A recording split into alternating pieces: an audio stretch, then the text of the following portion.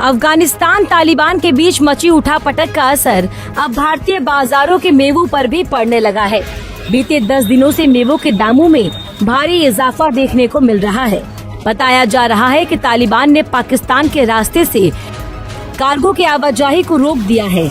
इससे भारतीय बाजारों में अफगानिस्तान से आने वाले मेवे के दाम बढ़ गए हैं। ड्राई फ्रूट बाजार के व्यापारी बताते हैं कि अफगानिस्तान से खुबानी, अखरोट, किशमिश और बादाम की कीमत पिछले चंद दिनों में 30% से अधिक बढ़ गई है।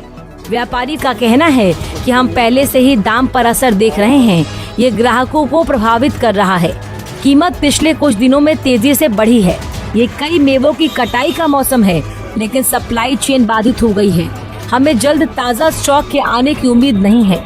मेवे के दाम बढ़ने से कई तरह के व्यंजनों पर भी इसका असर देखने को मिलेगा, क्योंकि कई व्यंजनों की तैयारी में इस्तेमाल होने वाला मेवे का बड़ा हिस्सा जैसे बादाम, किशमिश, अंजीर, काजू, पिस्ता, कई मसाले अफगानिस्तान से आयात किए जाते हैं।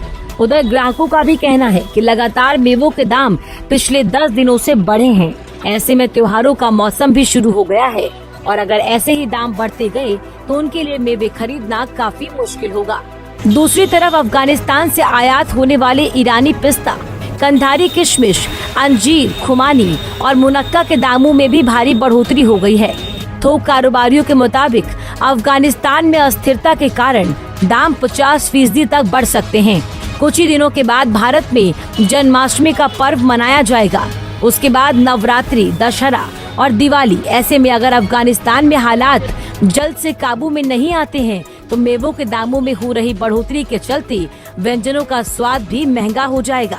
मैं मेवा लेने आया था, लेकिन रेट में बहुत फर्क आ गया है। 10% से लेकर 25% के बीच का डिफरेंस आ गया है, तो हिम्मत नहीं पड़ रही है मेवा लेने की। बताया ही जा रहा है कि तालिबान ने जो एक्सपोर्ट बंद कर दिया अफ़गानिस्तान से, उसकी वजह से शॉर्टेज है और शॉर्टेज होने की वजह से दाम अपने आप बढ़ गए हैं। अब ये समझ में नहीं आ रहा है कि करें तो क्या करें।